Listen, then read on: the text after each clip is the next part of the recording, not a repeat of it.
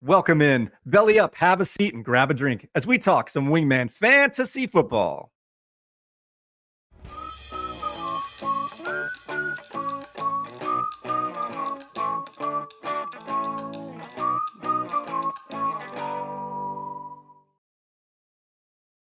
Welcome into another edition of Wingman Fantasy Football, the League Podcast. I'm your host, Michael Furley, and as always, I'd like to thank all of you, or any of you who may be watching or listening to this show.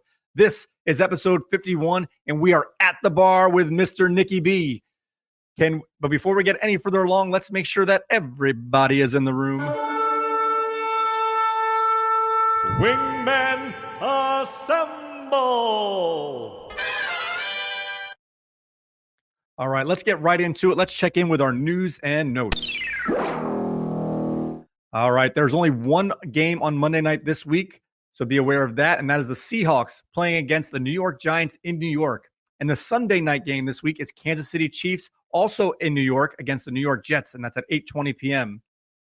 Don't forget that this Sunday morning is the first London game, so we have a 9:30 kickoff Eastern time. We have the Atlanta Falcons playing against the London Jaguars, so don't forget to check and set your lineups accordingly.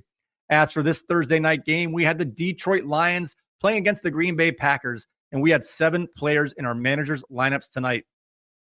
We had Lionize, had 3 Lions going in his lineup, obviously, with Jared Goff, Jahmyr Gibbs, and the Sun God himself, Amon-Ra St. Brown, versus Cubert's Rage, David Montgomery, fresh off of injury with a monster game tonight. We also have Team B. Cuban B. Yes, Cuban B. He picked up and played the Detroit defense tonight in his lineup versus King George's running back Aaron Jones. And Red Sox Nation went bold, and he's going to stick with Jordan Love in his starting lineup this week. As for some other player news and practice reports, we have LA Chargers wide receiver Mike Williams was placed on season-ending IR this week due to a torn ACL. And Deebo Samuel has not practiced at all yet this week and is questionable for this week's game. We also had Christian Watson make his season debut this week in the Thursday night game. And Jimmy G, Raiders quarterback, is in the concussion protocol and may miss this week's game. Former Vegas Raiders QB and current Saints QB Derek Carr has a sprained AC joint and is going to try and get ready to play, but the odds are he's going to make way for Jameis Winston to start in a revenge game against the Tampa Bay Buccaneers. And also, we have Austin Eckler, who did return to practice in a limited capacity, but will most likely miss another game as he's got a bye week in week 5. So if he misses this game, he'll get an extra 2 weeks off before a potential return. Gus Edwards, Ravens running back, is not in the concussion protocol and has returned to practice in full and should be ready to go this week. Rookie sensation Anthony Richardson has returned to practice and should be go to week 4. Despite his team telling him not to play, especially Adam Thielen, Bryce Young is trending towards a return to action in week 4. And Ravens running back Justin Hill is dealing with turf toe and has yet to practice this week. While Zay Jones, wide receiver for the Jacksonville Jaguars, is still unable to get back on the field and will likely miss another game. Now let's see who's playing who in this week's matchups.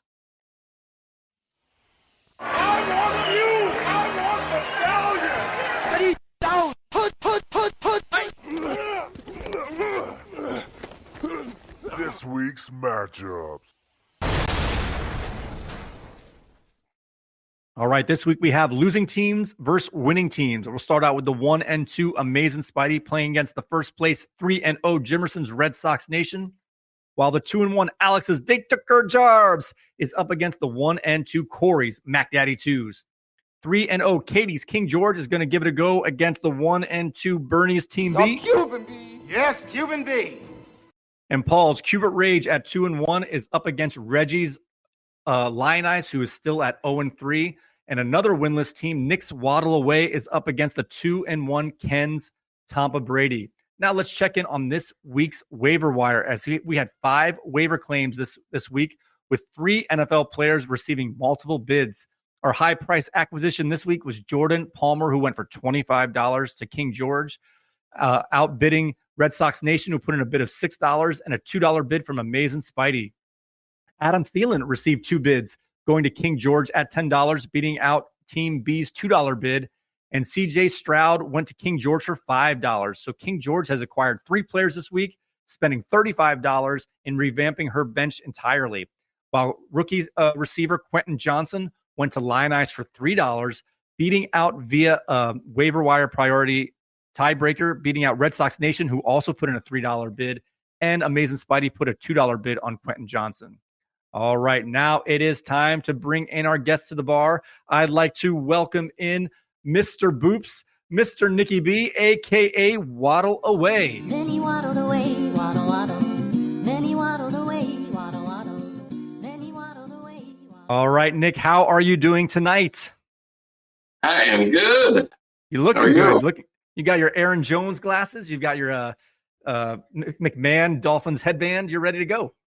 Hey, well, these are my Tyreek glasses. Yeah, Tyreek glasses. That makes more sense. That's his style now. I like it. He is king of style. Can I ask you, what are you drinking tonight? Yeah. Classy.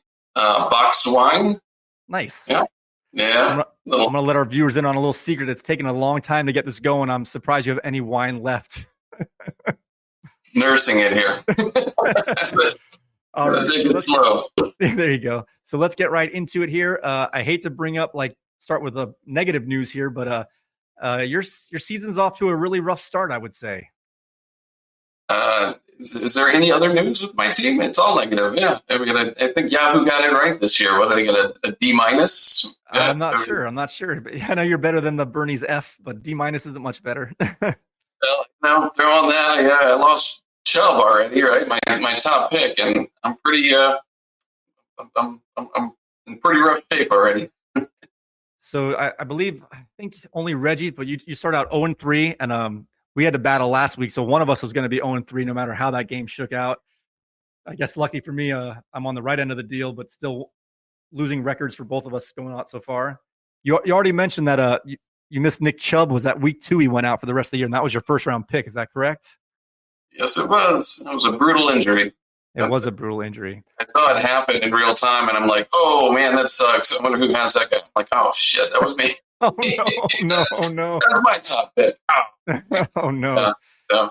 So I think what contributes to your 0-3 start, minus your initial draft grade, like you mentioned, that your first round pick is out. I think you drafted too many Bears with DJ Moore and Khalil Herbert. And you had Christian Watson, who hasn't got a chance to play yet, although he did make his debut tonight.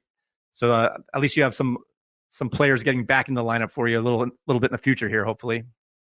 Listen, I'm already my seasons. I had my chance last week, that 70-point Dolphin game, and of course playing against you. You have Mostert starting, right? So he's over here scoring 4 touchdowns. I got A-Chain sitting on my bench, 50 points, and I lose to you by 47. So I screwed myself there. Never want to lose with a Dolphin on the bench. Did you even consider putting him in at all, or was he just a bench rider for you all the way? No, I didn't think he was playing. I honestly didn't think this was going to be the game that he went off on. But well, how could you? Hey, how could you? Yeah, I mean, I got him now, so it's enough to put in a waiver claim. Exactly. Well, listening to more podcasts around the podcast sphere, like everyone's like the big acquisition is A-Chain or A-Chan, my mistake, A-Chan. And I'm like, our guys are sharps. We already had him drafted. Let's see, you drafted him in the 12th round. He wasn't even your last pick. It's my sleeper pick. I knew he was. I knew this was coming. See, I'm a genius. Your shot was going to go down, and I had him waiting in the wings. See? You just didn't know when it was going to come, but you knew it was coming. Exactly. Yes. So, albeit you've had the tough fantasy start, it must be pretty good to be a Dolphins fan right now. At least real football's got to be feeling pretty good for you. 70 points. 70 points. Oh, hold on. Shoot, yeah. I'm getting a call. That's okay. Give me 1 second. Sure. Oh. Yeah. You see that? You're getting these calls all week. Oh, man. I don't know. Yeah. We'll see this weekend, huh? Coming for you. You know what? At the moment, I'm not sure if I'm going to change or not. I'm actually sitting Mostert against the Bills on the road. I'm a little nervous about that game. Ooh. Mostert's the top back in the league. I know. It's hard to sit the number one guy, but that's a bold move there. It is. I'm at the moment I'm sitting I'm sitting Mahomes and Mostert. So I'm sitting like the number 4 quarterback and the number 1 running back. That's a bold. Wow. I'm playing the matchups this time around.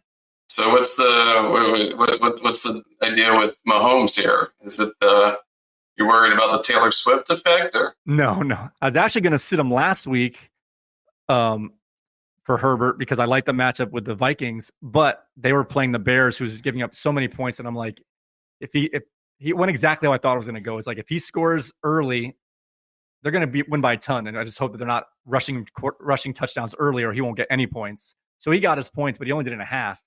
But this week we have I forget who they're playing, but Herbert's got a much better matchup. And in regards to Mostert, I got Javonte Williams playing the Bears. I just want to play whoever's playing the Bears, man. Can't blame you there. Although the Bears are playing the Broncos, so we'll see if you have a chance for Khalil Herbert maybe to do some H-Chan work. Yeah, pretty much just throw all those offensive players in. I mean, that's like 2 historically bad defenses. So far this year, they're just giving up points to anybody who gets on the field against them. It's easy money. It's crazy. It's crazy.